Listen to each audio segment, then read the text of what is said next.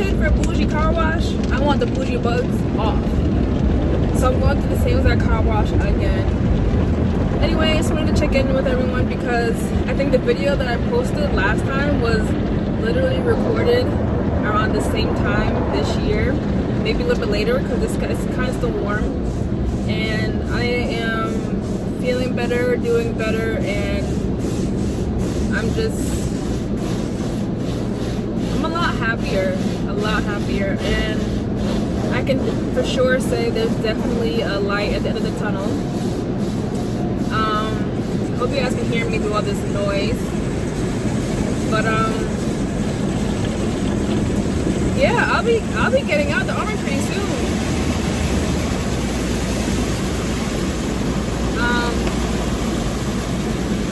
I am, or I will be,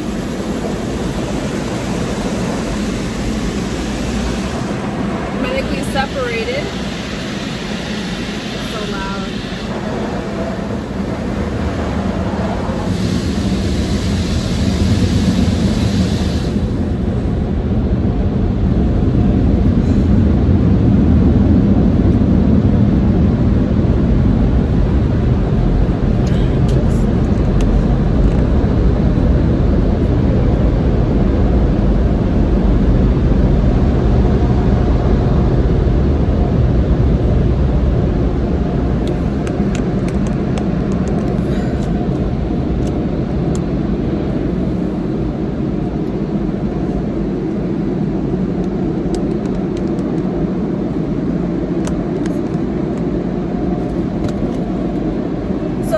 Medically separating, and I should be out of here by the end of the year.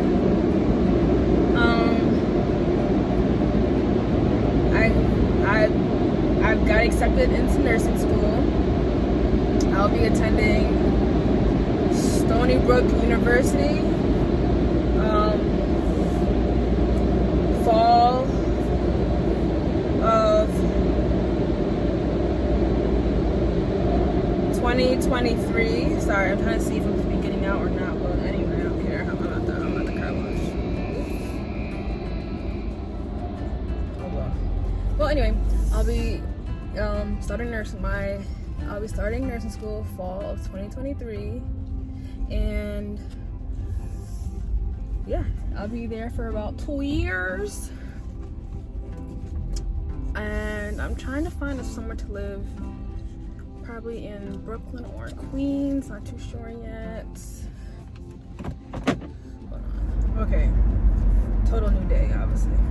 But like I was saying, the last video I showed you was literally almost a year from today, and since then I feel better as a being. There are things that happened that I don't even want to talk about because it's kind of like it's in the past and it has nothing to do with how I feel today, so it's whatever, you know. We'll trash it, we'll call it a memory that doesn't need to be remembered or brought up again, you know. Some things just let it happen, let it go. Oh my god, this is gonna keep going. But anyway, so update, guys.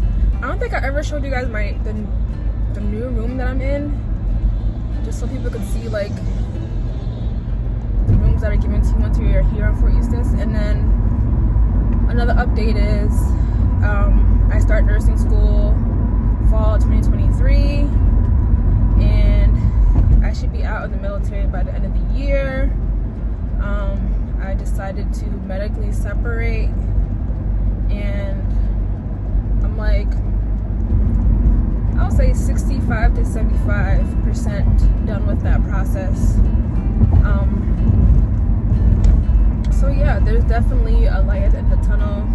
I will be moving to Brooklyn because the school that I'm going to is in Long Island. But other than that, I've just been constantly practicing and healing to be in the position that I am today, mentally, physically. Oh, I missed my turn, and spiritually. Fudge, I missed my turn. Now I'm gonna be 10 minutes late for my car appointment.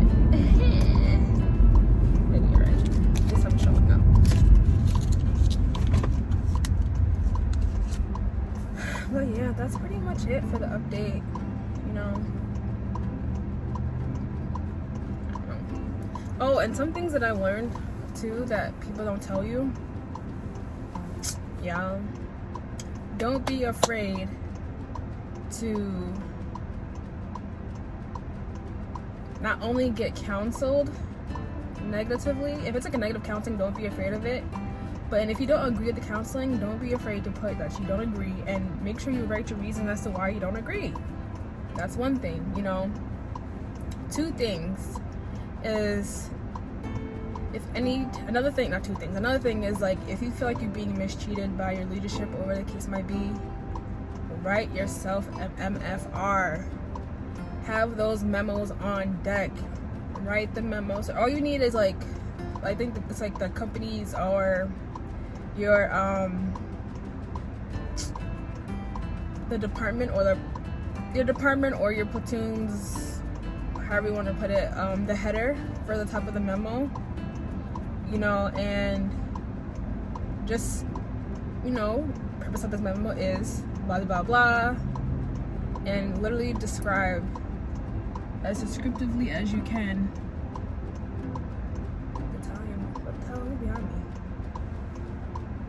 As descriptively as you can, the situation as to why you're writing this memo.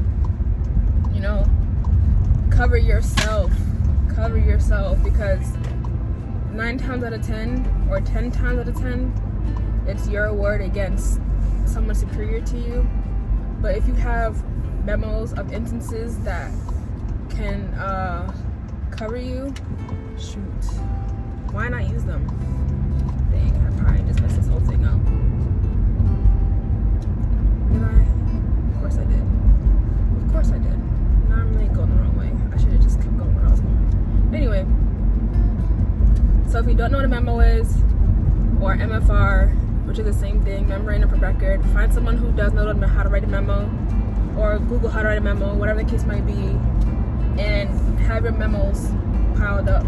Because, you know, people do inspections of your counseling packets, whatever the case might be. So if you have a disagreement or anything negative going on that your NCO is trying to target you or hound you down on, and it's just like, bro, give me a break, and you're not even trying to get to know me as a soldier before you even try to punish me, memo.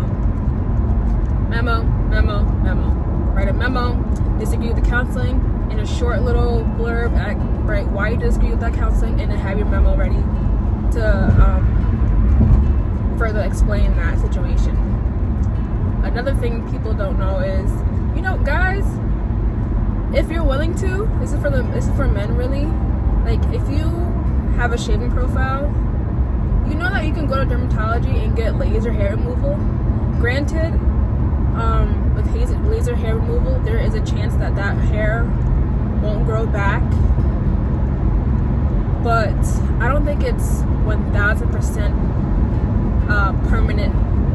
But just for obviously, actually it might be somewhat permanent, because, well, if you're planning on being in the military for 20 years, I don't think it should be an issue, because by the time you're out the military and as you age, your hair will start to grow back anyway. But for the time being, it will seem like almost permanent. But you can go get referred to dermatology, and dermatology can do laser hair removal, so that way you don't ever have to worry about issues with your beard growing in, or the damage that your beard, the damage that your skin goes through when you're trying to shave yourself every single day. Yeah. Oh, and I say that because I'm no longer working in GI. Now I work in dermatology, and I'm learning all these things. People. Another thing that I noticed too, I did not take advantage of the healthcare that we are granted. I'm not saying that like I didn't go to the doctor, blah blah blah, but we literally have specialists for everything that we need. For example, like I had an issue with like back acne, whatever. You know, this whole time I could have went to dermatology and got that taken care of. I never knew that it's that simple. But it really is that simple. And sometimes you'll have providers that try to like talk you out of it, but just stand on your ground. That's what goes into another thing too. Providers will try to talk you out of what you want for your treatment. Heck no. stand 10 toes down on what you want for your treatment. It's your body. It's your choice. If you do want something, if you want a referral to a certain place, get that referral. Keep requesting that referral. And if your provider won't do it, get a different one. Request a different provider. Like, advocate for yourself. Don't be afraid to advocate for yourself. Like, that's just the main thing that I have learned in my time, is advocating for myself. And I promise you, if I'd never advocated for myself, I wouldn't be where I am today. It's like advocating for myself, and as well as not being afraid to be myself at all times. I am myself at all times. But y'all see right here is what you see out there. There's a thing that changes no matter who's around. I'm me. Like, if I don't know you or know the people, maybe I'm a little bit quiet, whatever, but me, I'm me. It's me. No matter what. Like, it's me. You know, and I feel like people in the military will try to make you feel bad for actually going for your goals. Like I know me personally, like, I kind of got people go like turn their face at me when they seen that the military or getting promoted or going to the board wasn't my priority.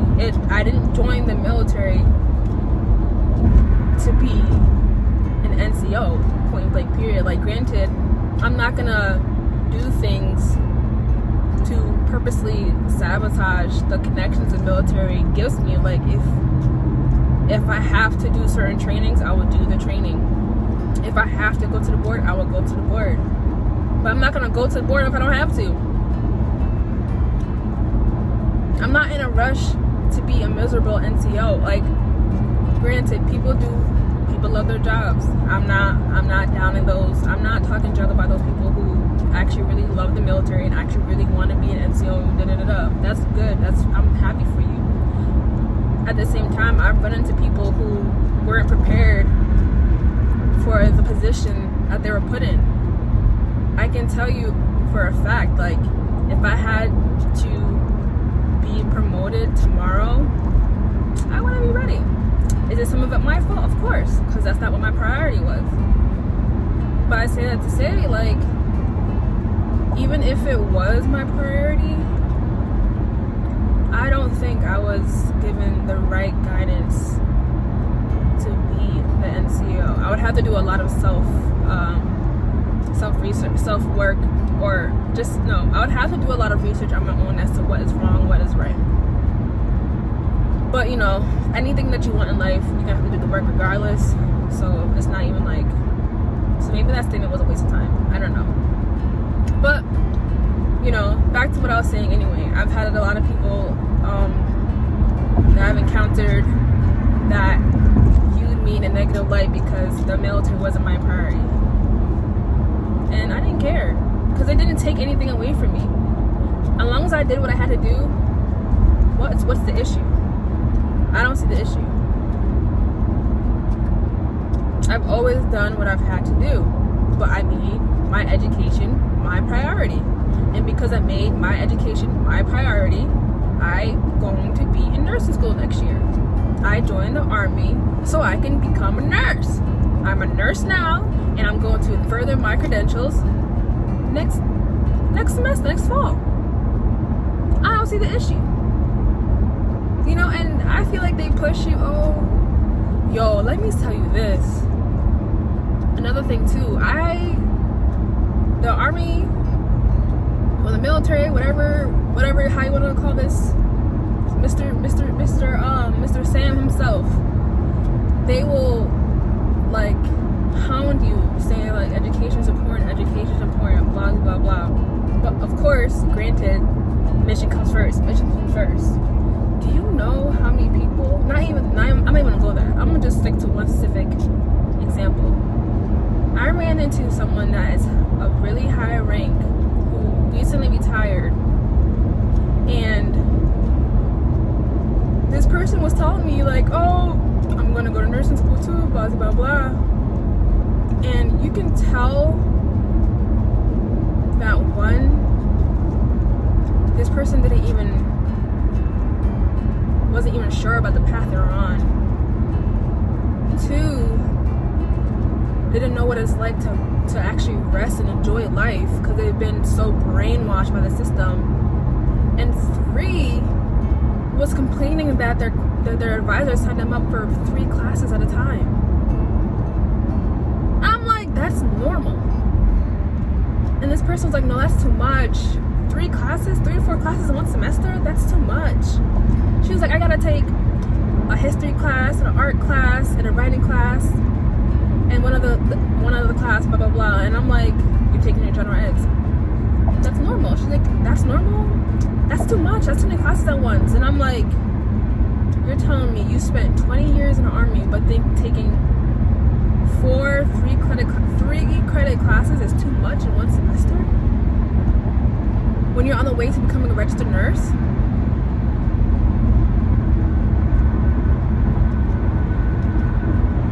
Y'all take that as you want it. Take, my opinion, of course, is biased because I'm team education all day. I'm team, you want to go get it no matter what you gotta do, aka my decision. I wanted to become a nurse, so I did what I had to do to be there, and I'm about to be there. But listen, I don't know. Once again, I say this to say, whatever you decide to do in life, make sure your intentions line up with it. Because at the end of the day, all you got is you. You're gonna wake up with you, and you're gonna die with you. And not everyone can see the vision that God granted to you.